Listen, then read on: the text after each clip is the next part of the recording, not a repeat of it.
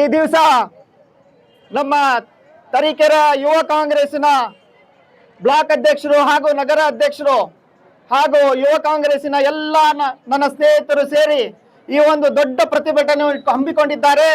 ಈ ಒಂದು ಪ್ರತಿಭಟನೆ ಮಾಡ್ತಿರೋದಕ್ಕೆ ಮೊದಲನೇದಾಗಿ ನಾನು ಅವರನ್ನು ಅಭಿನಂದಿಸ್ತೀನಿ.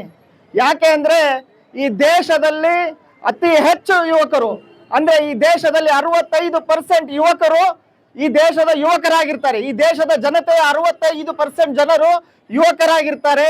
ಹಾಗೆ ನಾನು ನರೇಂದ್ರ ಮೋದಿಗಾಗ್ಲಿ ಕೇಂದ್ರ ಸರ್ಕಾರಕ್ಕಾಗ್ಲಿ ಹೇಳಕ್ ಬಯಸ್ತೇನೆ, ಈ ದೇಶದಲ್ಲಿ ನೀವು ಪಡೆದಿರುವಂತ ಮತಕ್ಕಿಂತ 1 ಕೋಟಿ ಹೆಚ್ಚು ಜನ ಯುವಕರು ಅಂದ್ರೆ ಸ್ಟೂಡೆಂಟ್ಗಳಿದ್ದಾರೆ.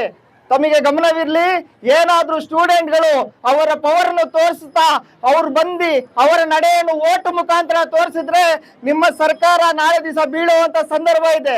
ನಿಮಗೆ ಗೊತ್ತಿರಲಿ, ಇವತ್ತೇ ನಾನು ನೋಡಿದೆ ಕೇಂದ್ರ ಸರ್ಕಾರ ದುರಾಡಳಿತವನ್ನು ಬಳಸ್ಕೊಂಡು ನಮ್ಮ ಸುಪ್ರೀಂ ಕೋರ್ಟ್ ಆದಂತ ಸುಪ್ರೀಂ ಕೋರ್ಟಿನ ನ್ಯಾಯಾಧೀಶರು ಅಲ್ಲಿ ಜಂತರ್ ಮಂತರಲ್ಲಿ ಆಗಿರುವಂತ ಲಾಠಿ ಚಾರ್ಜ್ ಅನ್ನು ಪ್ರಶ್ನಿಸಿ ಹಾಕಿರುವಂತ ಅಪೀಲ್ಗೆ ಇವತ್ತು ಧಿಕ್ಕರಿಸ್ತಾರೆ.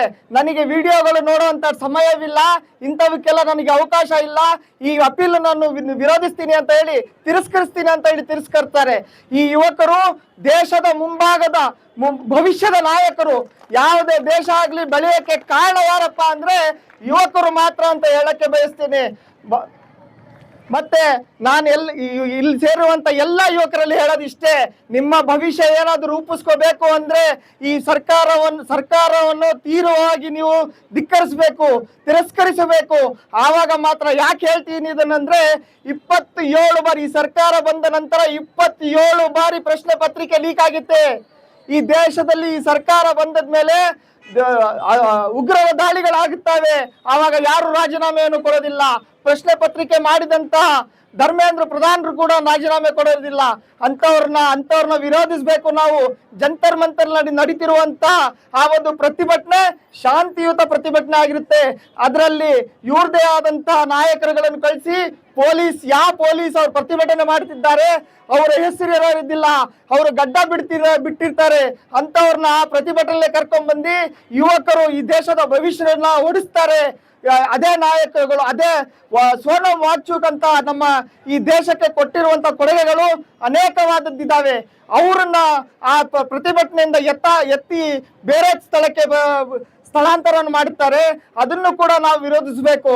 ಯಾಕೆ ಅಂದ್ರೆ ಸೋನಮ್ ವಾಂಗ್ಚುಕ್ ಅವರು ಈ ದೇಶಕ್ಕೆ ಸುಮಾರು ಕೊಡುಗೆಗಳನ್ನು ಕೊಟ್ಟಿದ್ದಾರೆ. ಇದು ಹಕ್ಕು, ನಮ್ಮ ಸಂವಿಧಾನ ಕೊಟ್ಟಿರುವಂತಹ ಹಕ್ಕನ್ನು ನಾವು ಪಡ್ಕೋಬೇಕು. ಸಂವಿಧಾನದಲ್ಲಿ ನಮಗೆ ಶಾಂತಿಯುತವಾಗಿ ಪ್ರತಿಭಟನೆ ಮಾಡಲು ಅವಕಾಶ ಇದೆ.